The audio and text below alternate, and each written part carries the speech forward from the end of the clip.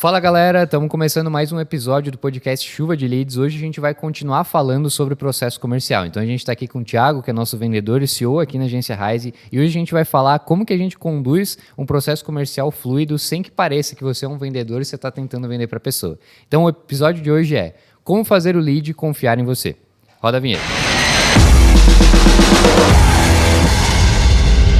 Bom, Thiago, depois que a gente gerou o lead, a gente vai marcar a reunião e aí a gente vai começar a conversar lá dentro da reunião. A partir disso, como que a gente consegue conduzir essa conversa sem parecer que a gente está falando em dois mundos diferentes, eu sou o vendedor, você é um possível cliente, e para a gente conduzir uma conversa fluida como se fosse uma conversa de bar ou algo como a gente está fazendo aqui? Boa.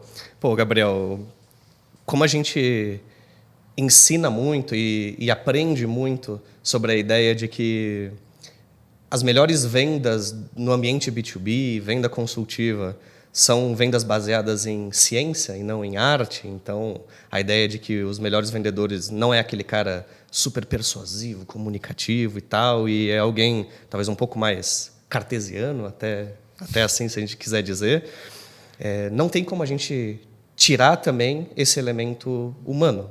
Cara, realmente trocar a ideia, de você perceber que você está, durante 10, 20, 30 minutos, depende o quanto você combinou com aquele cara para conversar, tem um outro ser humano ali do outro lado, que não é um robô, que tem expectativas, que quer trocar uma ideia, que dedicou tempo ocupado da vida dele para conversar contigo, e você tem um objetivo, você quer levar aquele cara do ponto A para o ponto B.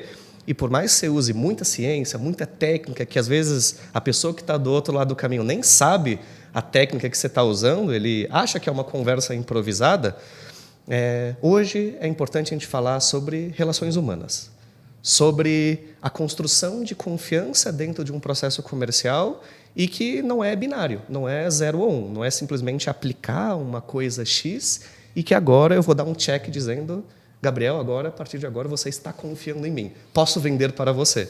Não. Então, a gente vai falar sobre rapport. Rapport é um conceito bastante difundido dentro do universo de vendas, mas que vale a pena a gente adicionar uns 20 centavos aí nessa discussão, porque, às vezes, eu acredito que ele é mal interpretado. Boa, por que você acha que ele é mal interpretado?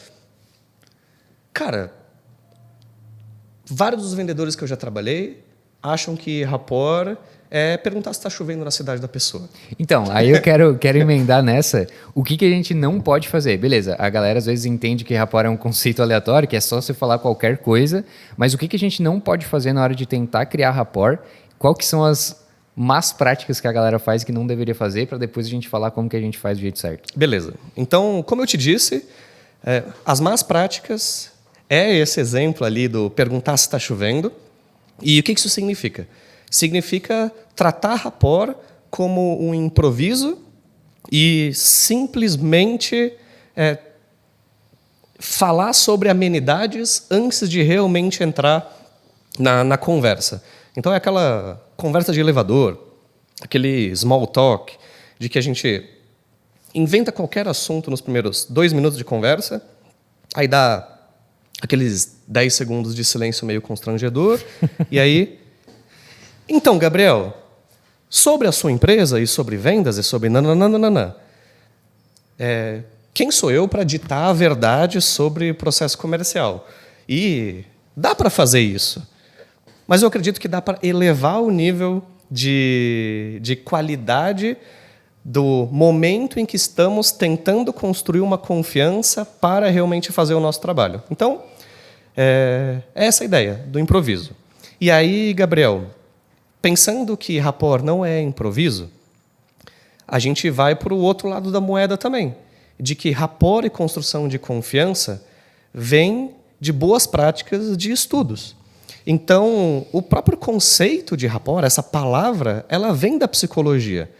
Então, do próprio estudo entre as relações humanas, e como boa parte das técnicas de venda, então Spin Selling, Sandler Selling, GPCT, BACI, enfim, um monte das técnicas foram construídas por psicólogos que entrevistaram e enxergaram como que os melhores vendedores se comportam, e eles perceberam que o fator confiança também faz muito sentido, além de todas as técnicas complementares que ajudam vendedores a aumentar a sua taxa de conversão. Então, para resumir a história, aqui a gente precisa falar sobre ligações entre duas pessoas. Como vamos criar uma conexão verdadeira entre um ser humano e outro ser humano para vender, para que isso se torne útil dentro da vida de um vendedor. Boa. É como se fosse... Você não vai vender para uma pessoa aleatória. Primeiro você tem que, criar uma relação independente, se seja agregando valor ou algo do tipo. Tem que ter essa reciprocidade e ter uma conexão ali. E como que a gente faz essa conexão, sabendo que a gente não pode fazer small talk ou falar sobre o tempo, sobre qualquer coisa aleatória? De onde a gente tira essas informações para criar essa conexão? E como que a gente faz essa conexão a partir dessas informações que a gente obtém? Legal. Então, pensando que... E essa é uma coisa que a gente viu no podcast passado, né? A gente falou sobre isso. De que a maioria das pessoas que vão comprar alguma coisa não estão acostumadas com uma venda consultiva bem feita. Então, a expectativa do possível comprador, do lead, é que ele vai conversar com um vendedor chato. Com o cara que vai tentar fazer um monte de... Panfleteiro. Oi? Com panfleteiro. Com um panfleteiro. Que vai tentar te vomitar um monte de informações sobre o seu produto, um monte de informações sobre os benefícios mágicos e o quanto você precisa estar convencido de que você precisa gastar dinheiro comigo. Então, aqui a gente faz uma pausa para demonstrar que construção de rapport é para primeiro eu mostrar que nos primeiros minutos de conversa eu já quero demonstrar, cara, eu não sou esse vendedor chato. Eu estou aqui para te ajudar, eu estou aqui para agregar valor e eu estou aqui para tentar extrair dores e problemas que você enfrenta e que talvez você nem tenha claro na sua mente que eles existem. Mas para eu poder fazer essas perguntas que a gente chama de perguntas difíceis dentro do processo comercial, antes disso você precisa estar disposto a responder essas perguntas difíceis para mim. Então, é para isso que vai servir a construção desse colchão de confiança. Boa. Então a gente, eu vejo, por relações humanas mesmo, você nunca vai entregar a tua vulnerabilidade sem você ter uma confiança, né? Então, se alguém estiver ouvindo a gente agora e começar um processo comercial enviando um folder, um panfleto, acho que é a hora de acabar com isso e tentar começar com criar uma relação primeiro, né? Isso. Eu sou canhoto, então eu não gosto de começar com o pé esquerdo ou com a mão esquerda, porque, enfim... Eu tenho apego aí por ser canhoto, eu sou diferente, mas é isso, cara. Se você começa o teu processo comercial e a tua primeira interação é extremamente mecânica, mandando um folder e me avisa se você gostar, você está começando com o pé esquerdo. Boa. E aí, cara, eu acho que tem muita relação com as pessoas não compram só pelo racional, né? A gente tem que trazer essa história de, entender a pessoa, trazer o emocional para a venda também, porque, no fim das contas, as pessoas podem até justificar pelo racional, mas o emocional tem muita importância no processo de tomar de decisão. Né? Isso. Existe uma frase muito emblemática de que as pessoas justificam decisões emocionais por argumentos racionais. Então, a pessoa justifica por motivos financeiros, a pessoa justifica por motivos de logística, por motivos de prioridade. É isso que ela te expressa. Mas, no final das contas, existe um sentimento extremamente subjetivo, extremamente humano, que é a verdade daquela pessoa e que faz ela tomar uma decisão de comprar ou não. E muitas vezes, por incrível que pareça, a pessoa ela vai comprar porque, claro, vai ter um super benefício para a empresa, a gente vai ajudar aquela empresa a ganhar mais dinheiro, deixar de perder dinheiro ou evitar um risco naquela empresa. É o grande pilar das vendas consultivas, de que no final das contas a gente sempre precisa demonstrar que a gente faz uma dessas três coisas, mas existe um asterisco super importante ali, que é porque essa pessoa gostou de você. Essa pessoa confiou no ser humano que é o vendedor e essa pessoa pensou, puta, esse vendedor, ele me entende, então eu posso ficar tranquilo, eu posso entregar minha vulnerabilidade e falar sobre os meus problemas, e aí esse vendedor, que eu super confiei, me mostrou um caminho e, cara, é desse cara ou dessa pessoa que eu vou comprar.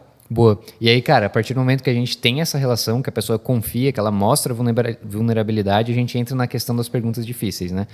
E quais são essas perguntas difíceis? E, pô, se são perguntas difíceis, imagino que a galera tenha uma objeção em fazer essas perguntas porque acham X, Y, Z, que a pessoa não vai gostar, etc. Boa. Quais são essas perguntas e como que a gente faz elas sem parecer que a gente seja um agressivo que está tentando vender a qualquer custo? Boa.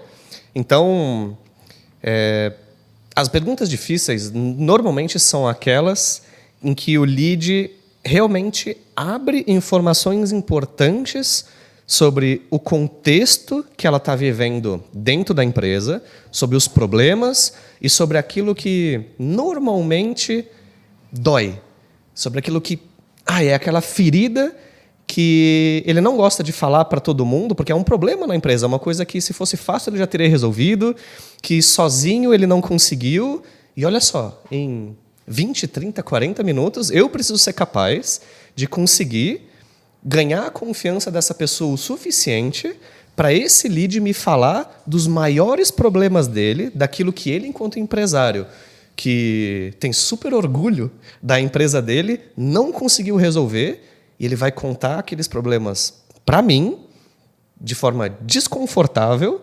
e eu vou dar um caminho para ele.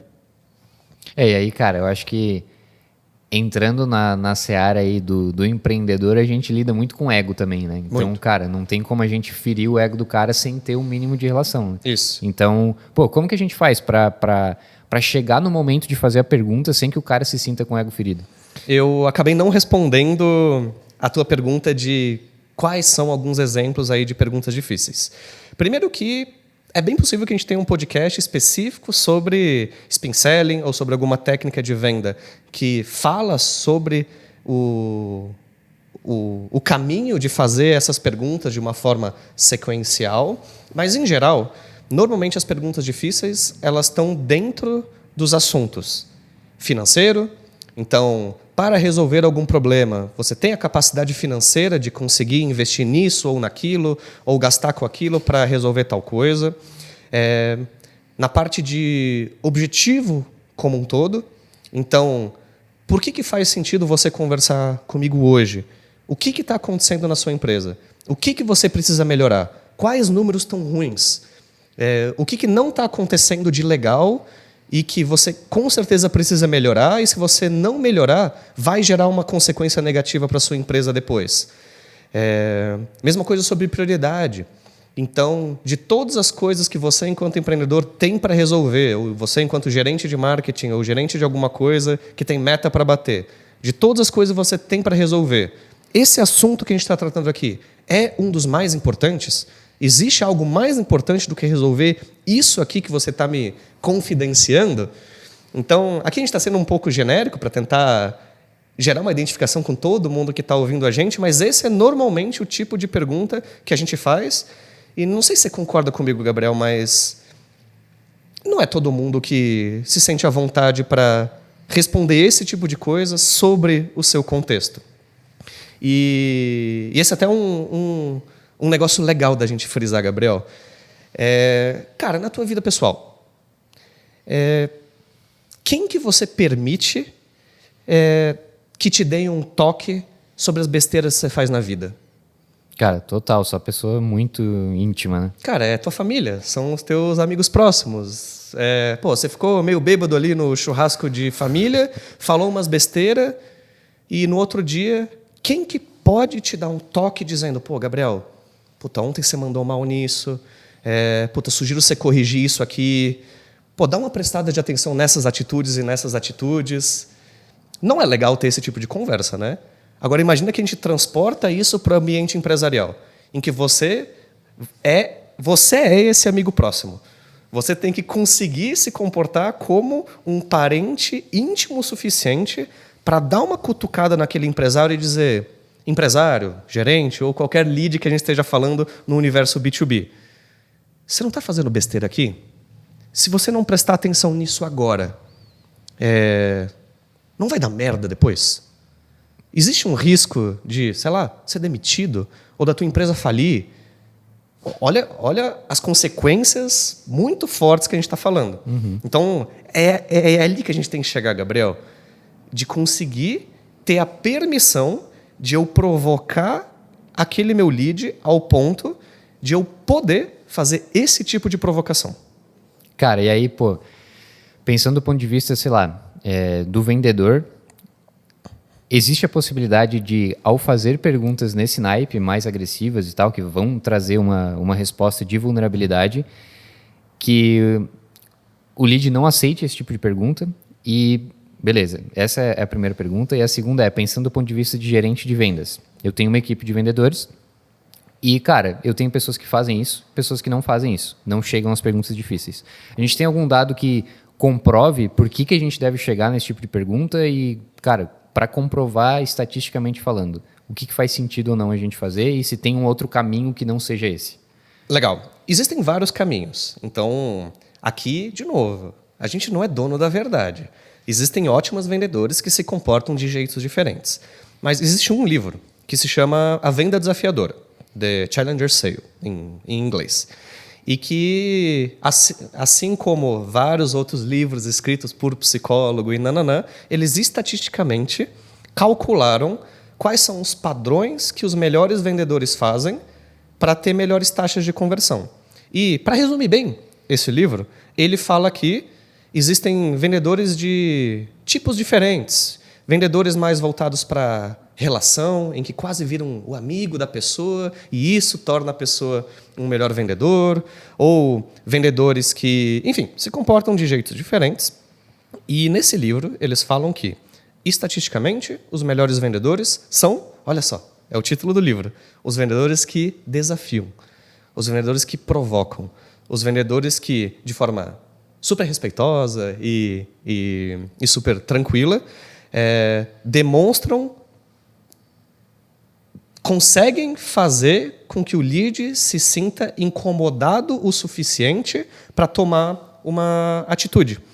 E esse é o grande segredo, vamos assim dizer, do vendedor conseguir dar uma cutucada naquela ferida e que outra pessoa não teria a permissão ou nunca teve coragem de falar algumas verdades e aí emendar isso com a possível solução que eu tenho para oferecer e que vai resolver o problema daquela pessoa.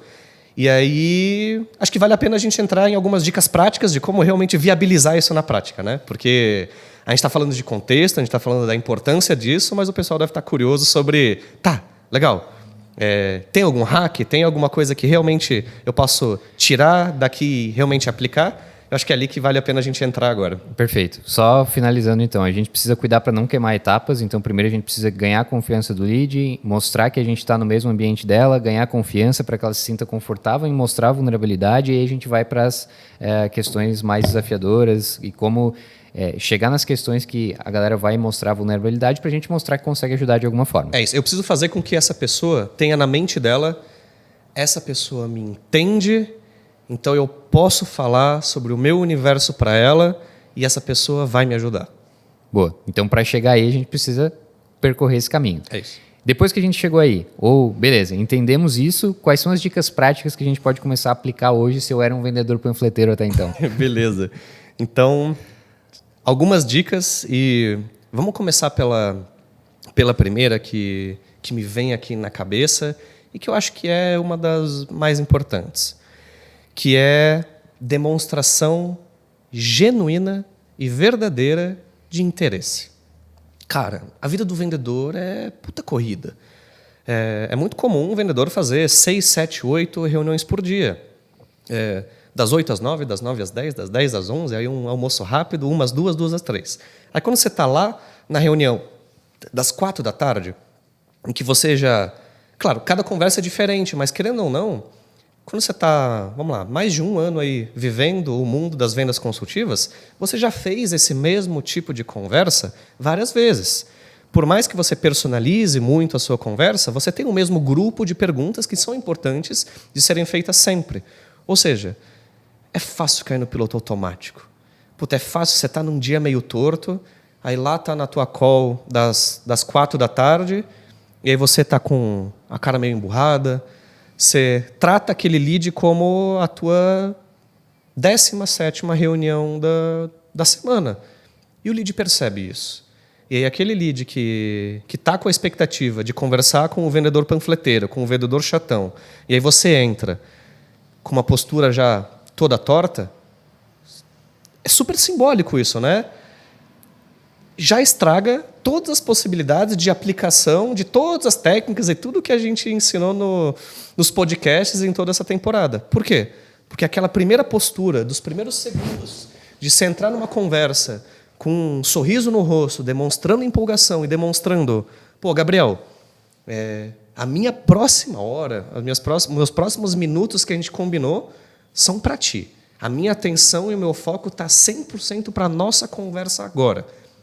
Isso faz total diferença para a pessoa já perceber que o vendedor quer conversar comigo e ele está presente. Boa. E, cara, de novo, primeira impressão é a que fica sempre, né? E a gente tem que cuidar para não deixar, tipo, pô, o vendedor tem uma vida corrida, tem pressão, tem meta, tem um monte de coisa para bater, mas isso não pode entrar na hora que a gente começar a reunião, né? É isso.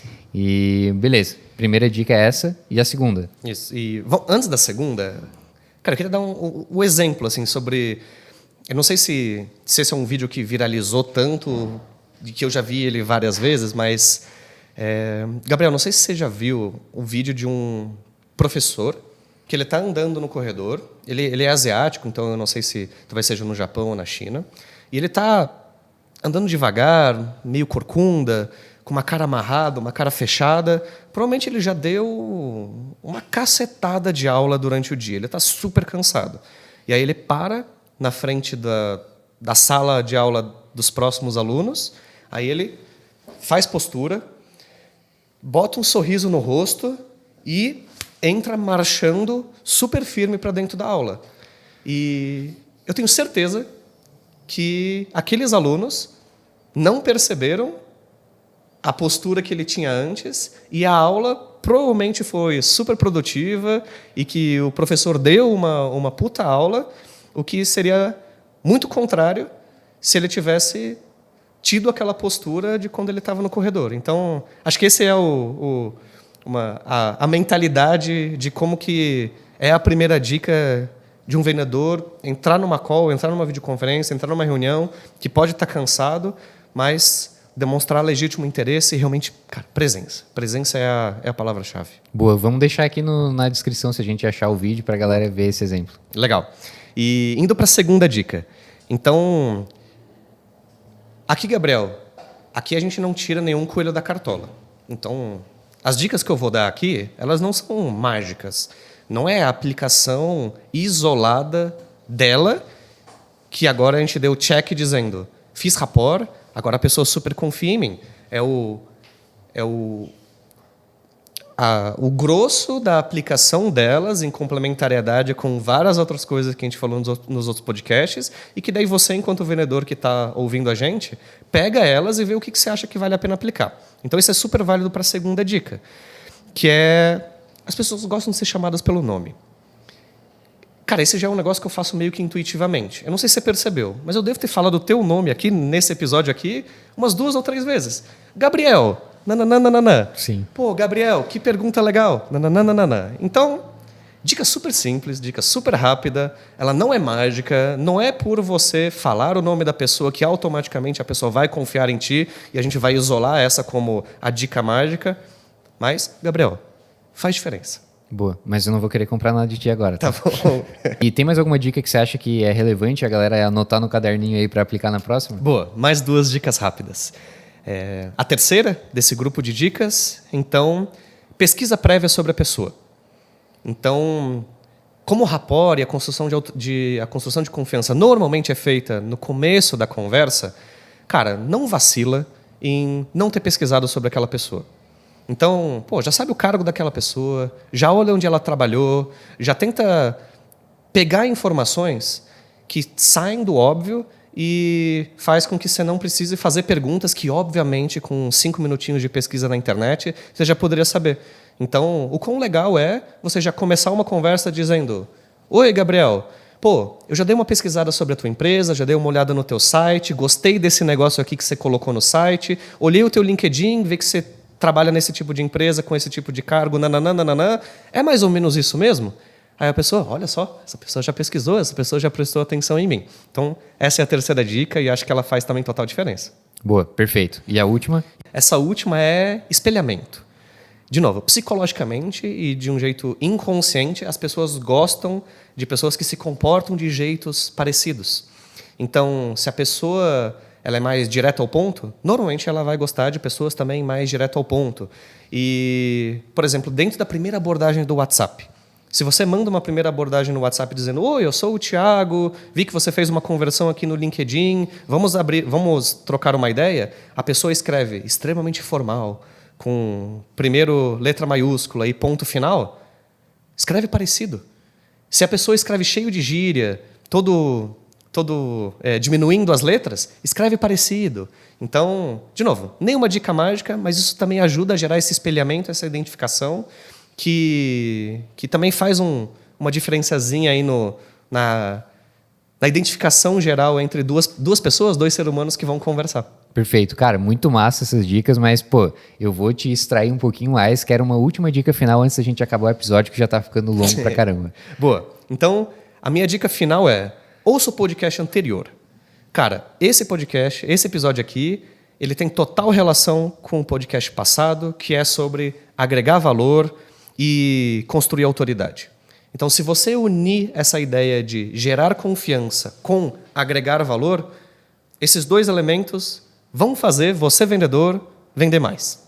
Perfeito. Cara, uma dúvida que eu fiquei também é que tipo de cargo a gente está falando das pessoas que estão assistindo. Então deixa nos comentários aí qual é o cargo que você tem, se é gerente de vendas, vendedor, etc., ou só interessado, que é legal a gente saber para qual o público a gente está falando para deixar isso mais personalizado cada vez mais. E se esse episódio te ajudou de alguma forma, não esquece de deixar o like, se inscrever no canal, dar like no vídeo aí no podcast, salva, manda para os amigos e te espero no próximo episódio. Valeu. Até a próxima.